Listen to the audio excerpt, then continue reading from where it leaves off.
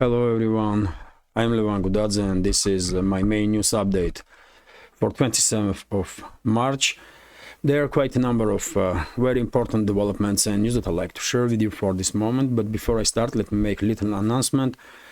From now on, I will try to have one main update a day, which will be available initially on my Patreon page, and then after several hours on my YouTube and Rumble channels.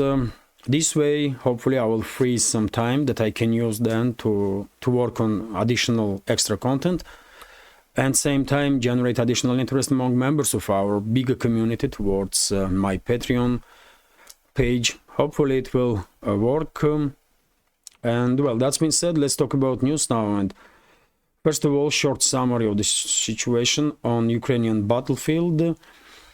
According to reports from Russian media and the Russian military channels, there was no crucial changes on any of the sectors of the front line, although Ukrainian channels today, Ukrainian Telegram channels today, start reporting that Russian armed forces are basically finalizing their preparations to conduct large-scale offensive operation in Seversk direction, which is not really surprising, if true.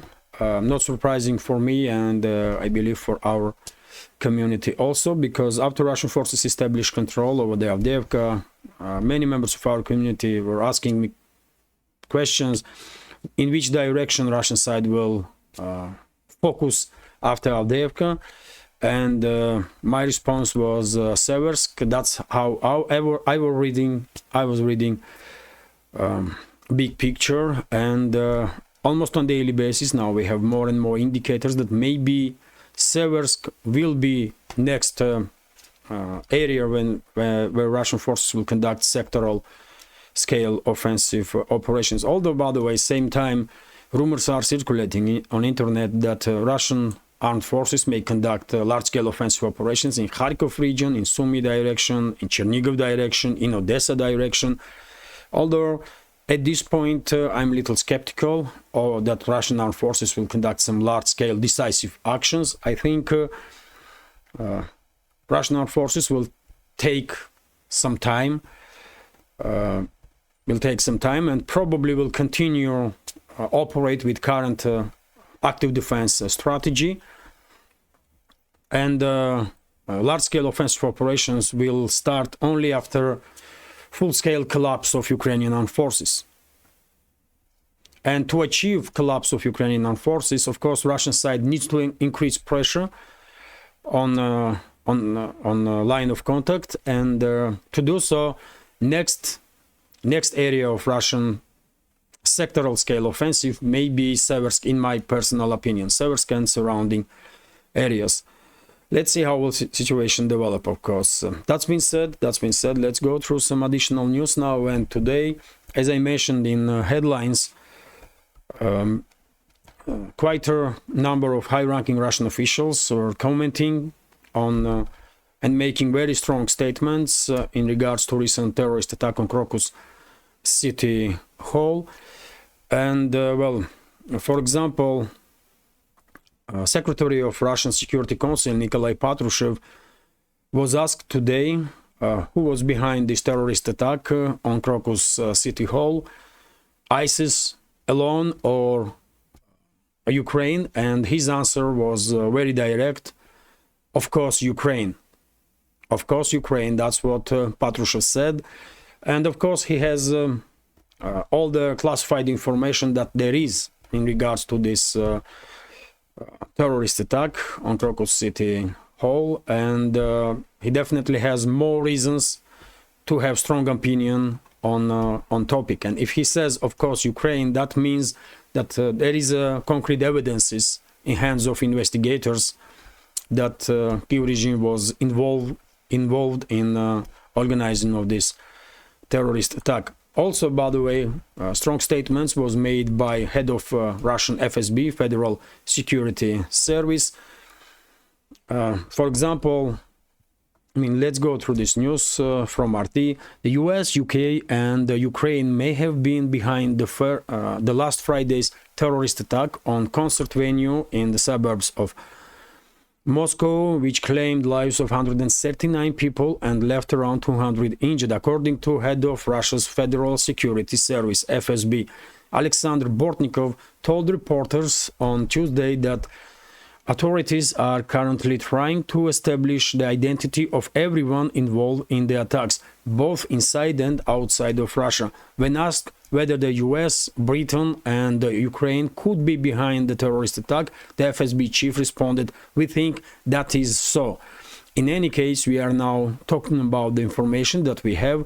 This is the general information, but they, investigators, also have concrete results."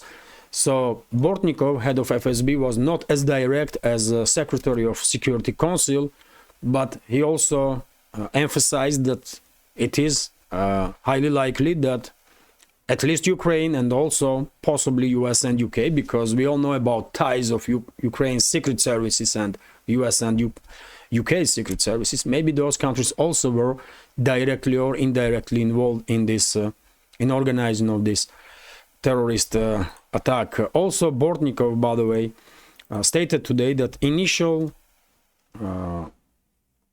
I translated this information and I will read it if I may. So, testimony of those detained in the case of terrorist attack in Krokus City Hall confirms the Ukrainian trace. FSB Director Alexander Bortnikov told journalist Pavel Zarubin. The video was published on his Telegram channel, of Zarubin, I believe. The primary data that we received from the detainees confirms this. Therefore, we will further refine the information that should show us whether the presence and participation of a Ukrainian side is real or not. In any case, for now, there is a reason to say that this is exactly the case. The head of intelligence service said he emphasized that Islamists alone could not have prepared a terrorist attack. Of course, they were helped. So yet again, quite clear statements from high-ranking Russian officials, security officials, about possible involvement of other parties in this terrorist attack. And of course, first of all, everyone means Ukraine. Also, RT is reporting that Bortnikov also said about, spoke about Kirill Budanov, head of Ukraine's main intelligence directorate of defense ministry, and let me read you this information. Also, Ukraine's military intelligence chief Kirill Budanov should be considered a valid target for Russian troops. The head of their Federal Security Service, Alexander Bortnikov, told journalists on Tuesday the same principle should be applied to anyone committing crimes against Russia, the official added. So, as I said in previous my updates, most likely Ukraine's main intelligence directorate of defense ministry and the leadership of Kirill Budanov was involved in this terrorist attack. And this statement of Bortnikov that Kirill Budanov is a legitimate target at least partially confirms my reading of big picture, and I believe same can be said about leadership of Ukraine's SBU. And by the way, very same Bortnikov stated that Ukraine's SBU, Ukraine's State Security Service, should be designated as a terrorist organization. He made this statement also today, and most likely that's exactly what's gonna happen. When it comes to Ukraine's main intelligence directorate of defense ministry, it's a little bit difficult to designate this institution as a terrorist organization, because it's a part of Ukraine's defense ministry, and Ukraine's defense ministry has to be designated as a terrorist organization in that case. And I get feeling that Russian leadership don't want to designate defense ministry of Ukraine as a terrorist organization for one main reason. if they are designated as a terrorist organization, then personnel of defense ministry also are terrorists, and in that case they cannot be treated as POWs. They cannot be treated as POWs. They cannot be treated as legal forces of their enemy. This is a big change. This will be, big change, and therefore, I think Russian side will refrain to designate Ukraine's defense ministry and therefore Ukraine's main intelligence directorate as a terrorist organization. Although Bortnikov said directly that Kirill Budanov, head of this institution, is a legit target. But when it comes to SBU, it's a different story. I guess Moscow may consider, and probably are considering, according to Bortnikov's statement, that SBU in upcoming days or weeks may be designated as a terrorist organization. Also, interesting news. Zelensky fires his security chief. Ukrainian President Vladimir Zelensky dismissed the head of the National Security and Defense Council, SNBO, Alexander Danilov, on Tuesday. Today, the security chief has been known, and by the way, today is still 26th of March. Now it's 8 o'clock in the evening, although this news update, I'm recording this news update for tomorrow, for 27th of March. Therefore, this update will be main update for tomorrow. And from now on, as I mentioned in the beginning, I will have one main news update on my Patreon page initially, and in several hours time this update will become available on main channels on Rumble and YouTube also. So let's continue with this news. Ukrainian President Vladimir Zelensky dismissed the head of SNBO Alexander Danilov, and Alexander Litvinenko was named as the new chief of the Ukraine's National Security and Defense Council. This individual was leading before this appointment Ukraine's foreign intelligence. Danilov, by the way, is well known as a figure with very strong statements about Ukraine's involvement in terrorist activity. Despicable individual. Even in Ukraine, he was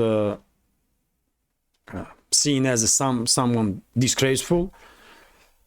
And well, he's removed from his office. And if you remember, when terrorist attack took place in Krokus City Hall, I shared my opinion in previous updates that if Washington and London, if US and UK secret services were not behind this not behind this terrorist attack, if they were not coordinating with Ukraine secret services in terms of this terrorist attack, then I guess leadership of CIA and MI6 are furious now with Ukrainian side, and most likely they will demand changes in the leadership of security institutions in Ukraine. And well, today we are receiving information about dismissal of Danilov, and who knows, maybe if my understanding of the situation is correct, then maybe tomorrow, day after, or in upcoming weeks, Budanov will be also removed from main intelligence directorate of Ukraine's defense ministry, and his deputies also.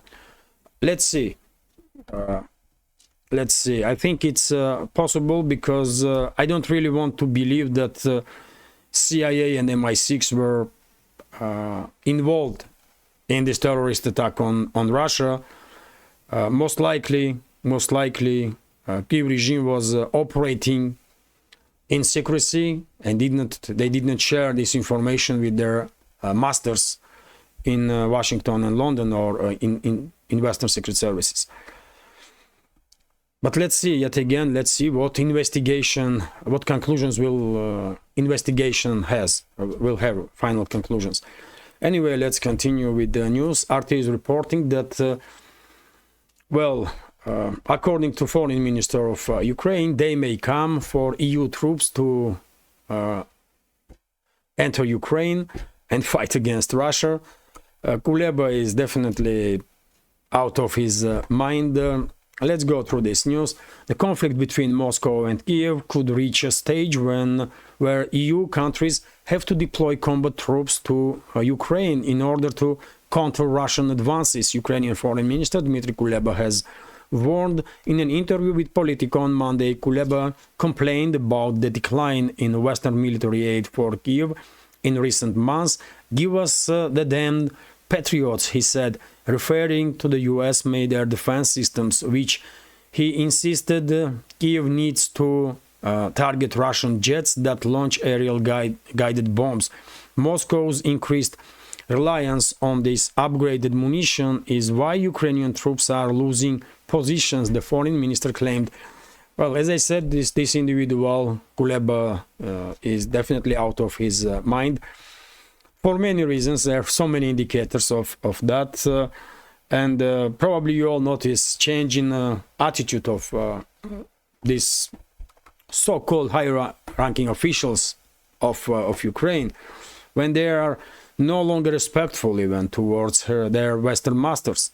They are not asking no more; they are demanding now, and basically they are all about provoking direct conflict between Russia and NATO nowadays. Kuleba is openly saying, by the way, we don't even need to guess.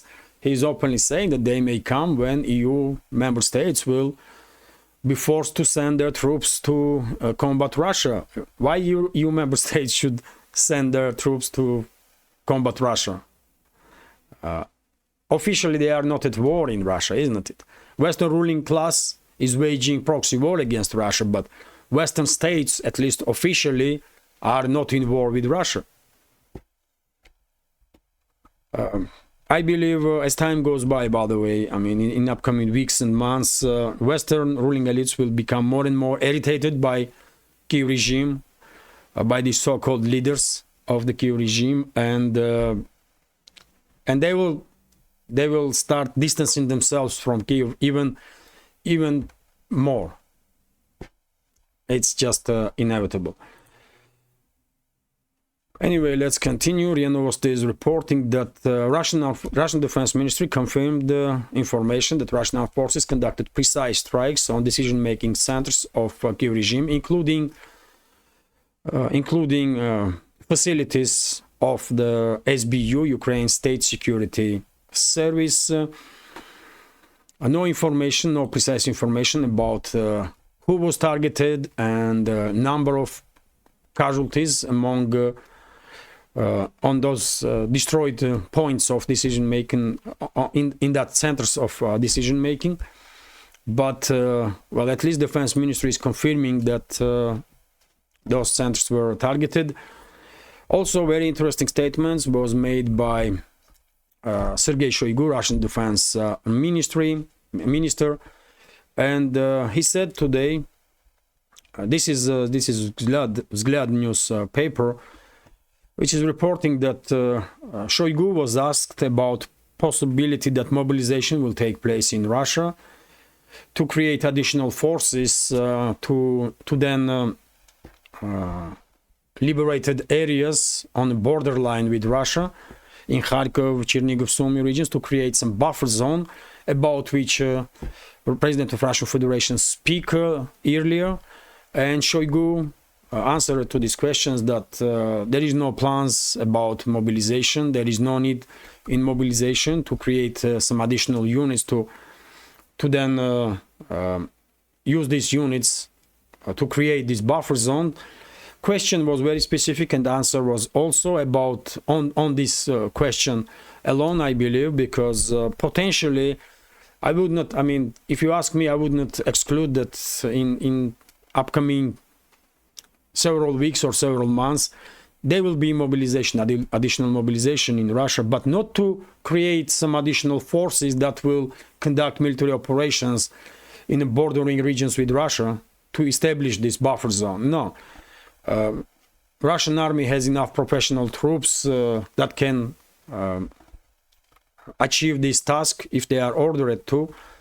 But additional manpower, Russian Defense Ministry may need to conduct some military policing on the territories that will be liberated from Kiev's terrorist and neo-Nazi regime, including in Kharkov region, in Sumy region, in Chernigov region, which is inevitable, of course.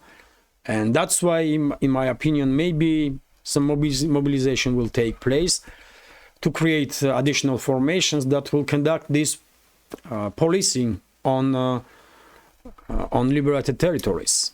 That's my understanding of the situation, but who knows, time will tell. Also, Vzгляд newspaper is reporting that according to Ukrainian MP, Ukrainian member of parliament, Dmitry Razumkov, Kyiv regime is planning to introduce a new bill which will allow Kiev regime, Zelensky and his criminal associates to mobilize 18-year-old youngsters and send them to the front line. Terrible developments in Ukraine.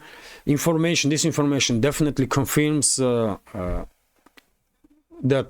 Western ruling class is willing to continue this proxy war against Russia until last Ukrainian. Let's hope Ukraine's Rada, which is a parliament, will refuse to vote for this draft bill, which is already have been introduced to the parliament.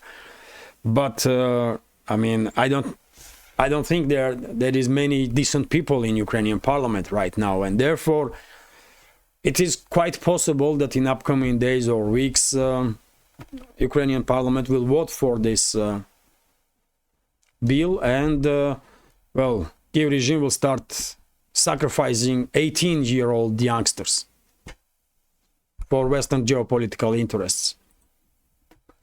Lenteru is reporting that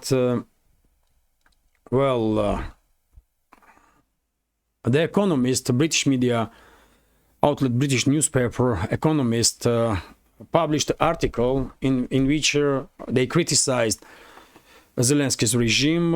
According to this article, by the way, Zelensky should mobilize more people and earlier.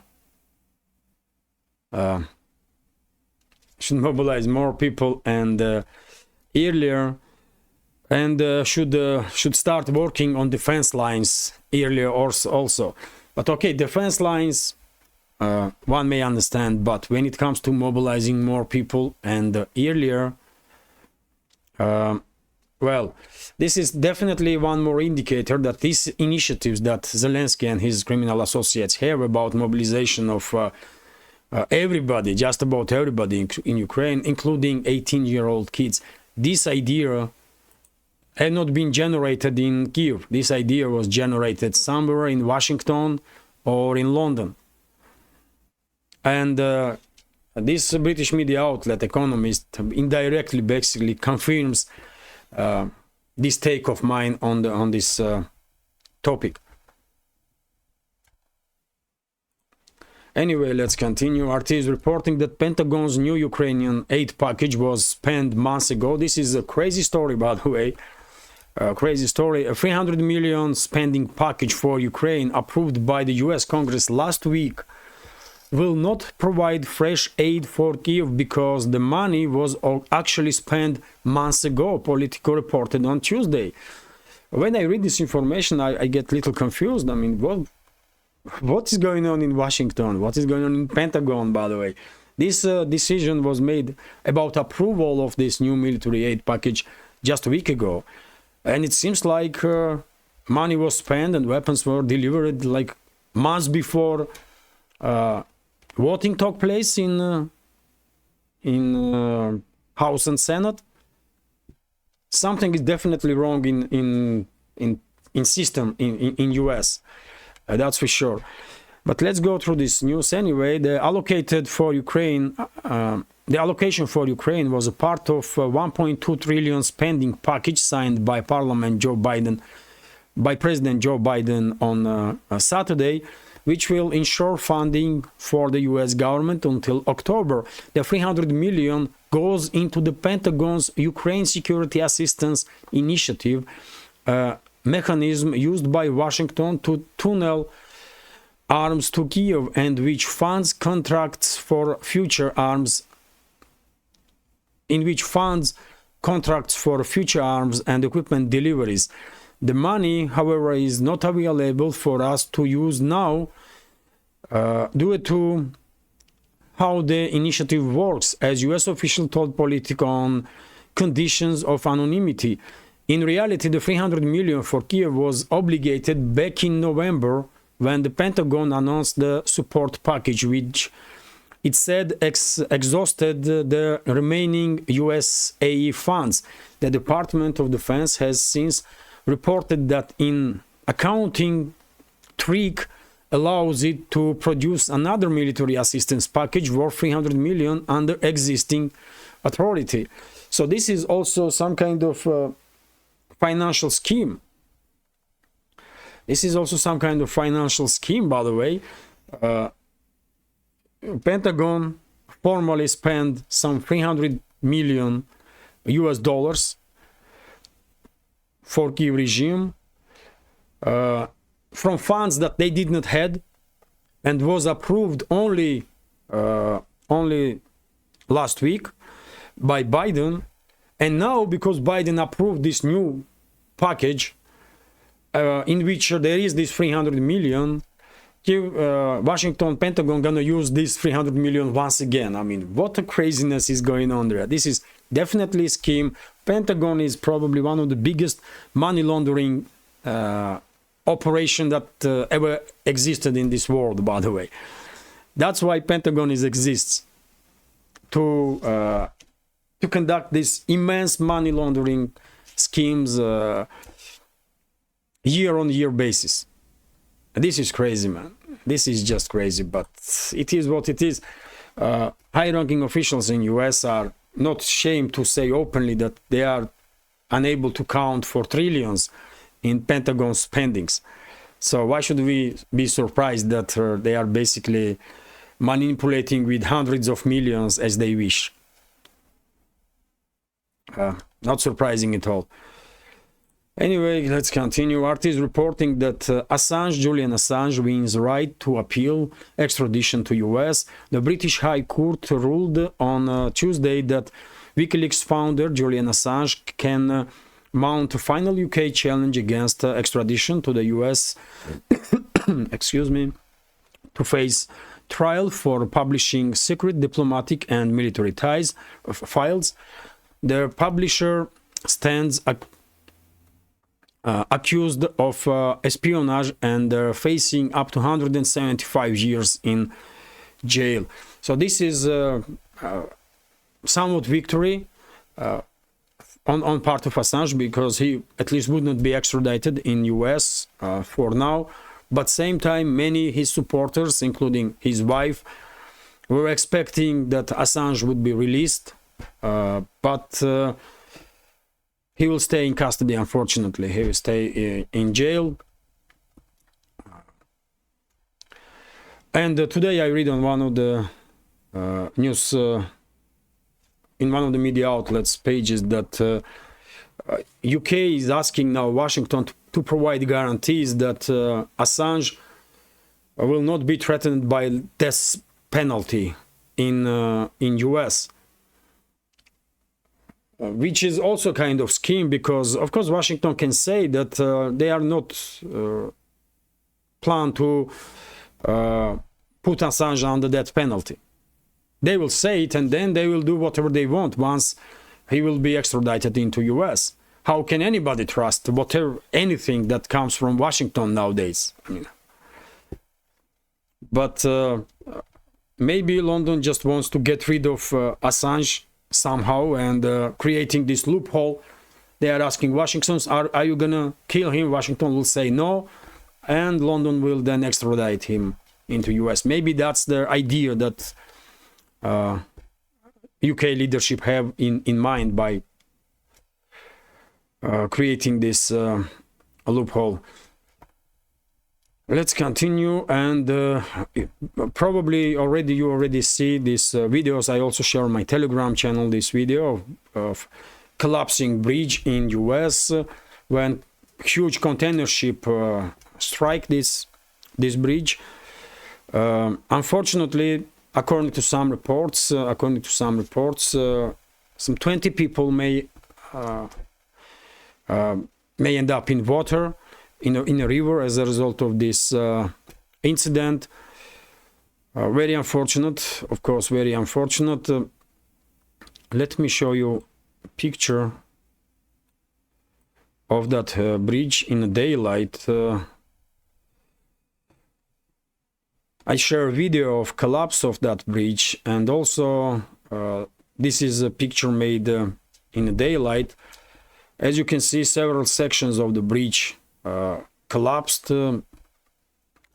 I was surprised that bridge was this vulnerable, that it was unable to withstand this collision with the huge ship, undoubtedly, but still, by the way, it's a bridge after all, and should be ready for should be built to withstand any situation. But well, unfortunate development, of course, tragic development in US.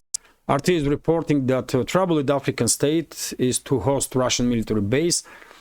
Plans are underway for constructing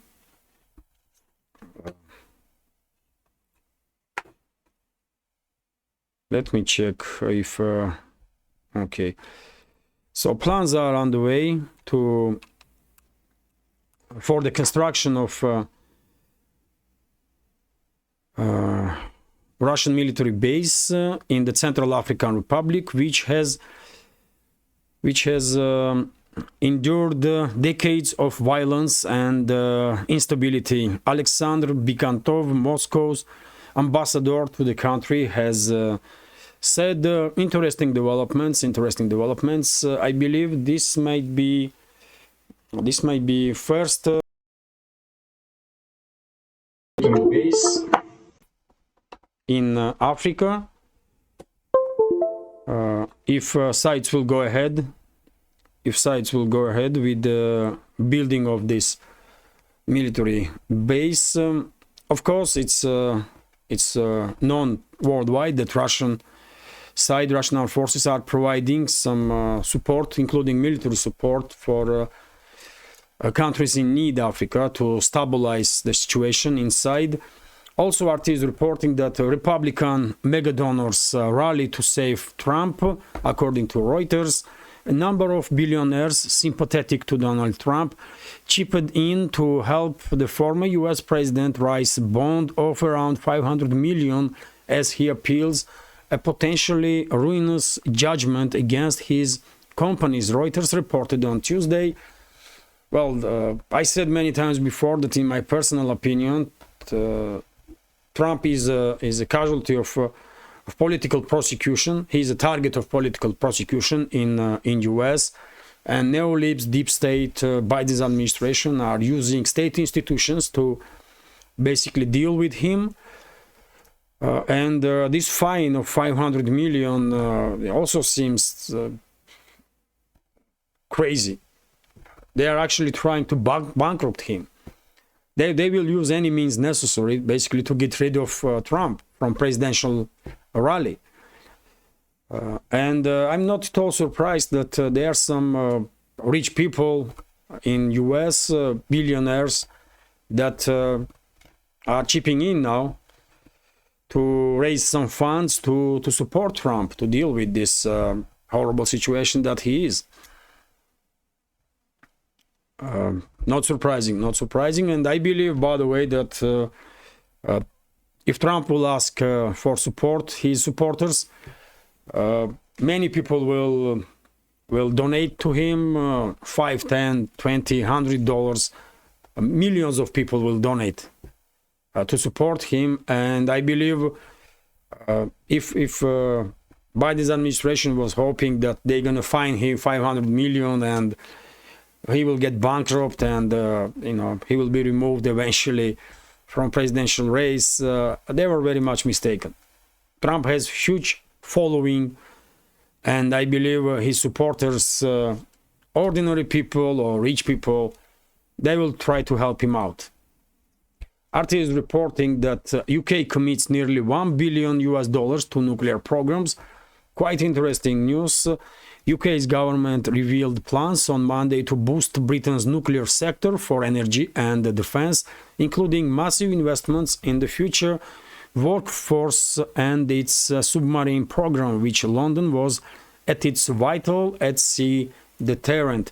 UK Prime Minister Rishi Sunak has announced a package of public and private investments, which is expected to cover the needs of Britain's growing nuclear energy industry and to create 40,000 new jobs by 2030. Well, the British government plans to partner with the defense companies BAE Systems, Rolls-Royce and Babcock, as well as with the French energy giant EDF to invest more than 763 million pounds or 961 million US dollars by the end of the decade in the relevant skills, jobs and education, it said in a statement.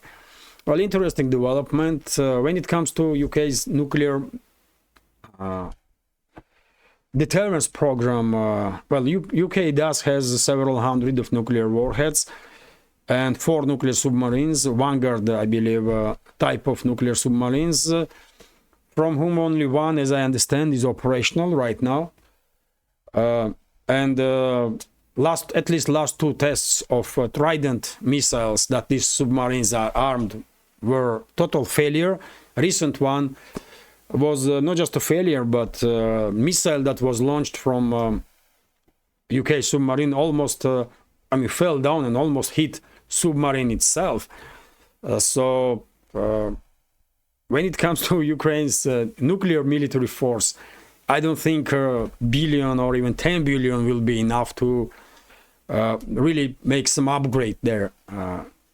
Ukrainian nuclear fleet is doomed, absolutely. But when it comes to civilian programs and civilian nuclear energy,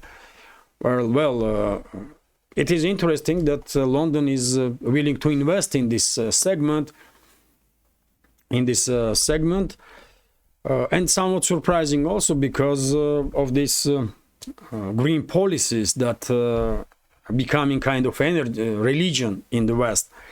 Germany, for example, by the way, get rid of its nuclear power stations under pressure of Greens in the country. Although France has very different approach, and France is heavily dependent on nuclear energy and are heavily investing in further development of nuclear energy. It seems like London made similar decision to, not to get rid of nuclear power stations. RIA Novosti is reporting, or at least to invest in nuclear sector, and in future maybe nuclear power stations will play significant role in energy supply for UK. RIA Novosti is reporting that RosAtom, Russian company in a sector of nuclear energy, considering to invest in Bolivia, and build a factory to produce lithium batteries. Of course, lithium batteries are used almost everywhere nowadays, including in electric cars, and therefore, of course, countries with vast reserves of lithium, and Bolivia is definitely one of them. Bolivia is one of the richest countries when it comes to rare earth materials. Bolivia is, of course, primary investment place for many countries. The question is how US will react on investments in Bolivia from Russia or from China, for example. because as we all know, US considers Latin America as its backyard, and very painfully reacts whenever some other powers are investing in Latin America or establishing their presence. So therefore, I don't know how effective Russian investments will be, and what kind of guarantees Bolivia can provide that next governments will not cancel whatever contracts will be signed by current government of Bolivia and the Russian side.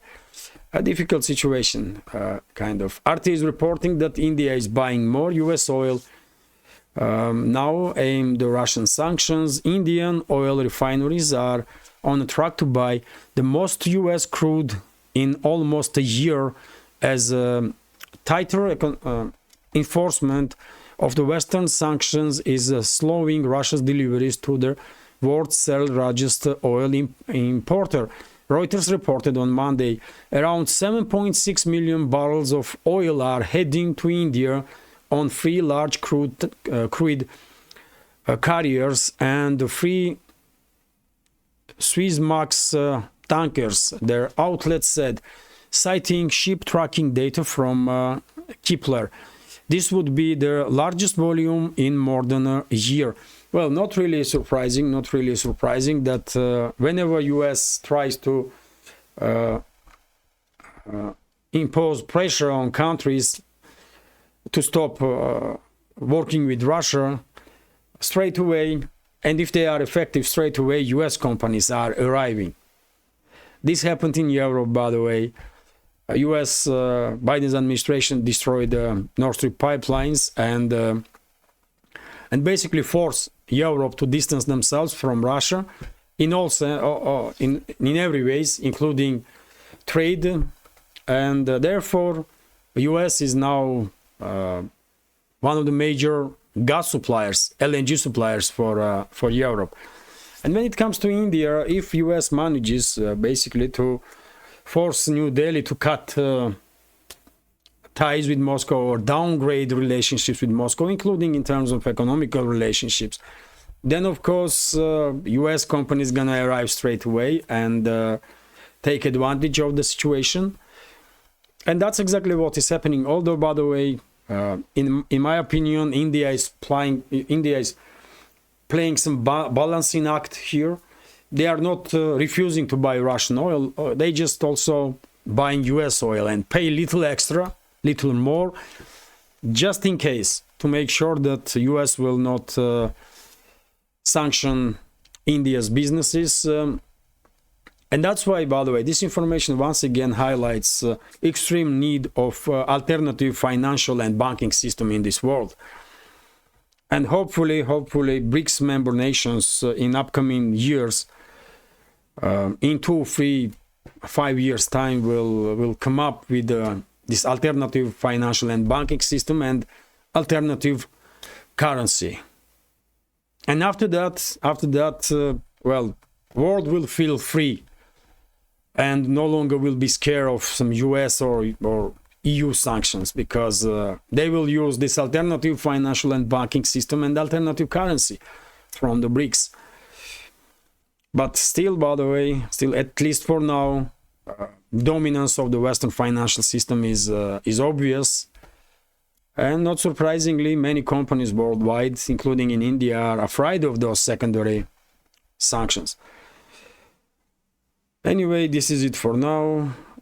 Quite long update, but hopefully you will find this video interesting and informative. And if so, please click that like button and leave some commentary just about anything. More likes and comments will definitely help me to reach wider audience, to deal with the algorithm on both platforms, on Rumble and YouTube, and to reach wider audience. And for very same reason, if you can, please share links to my videos or my channels on any of the platforms that you're actively using. And finally, if you think this small media project of mine is interesting, useful, informative and deserves to exist in this field of news and political commentary, please consider to subscribe to my Patreon page, on which my main updates will be available several hours earlier than on YouTube or Rumble, or you can support with small donations through PayPal and Boosty. All the links are under this video in description box and in the pinned comment. This is it for now. Have a great day and take care.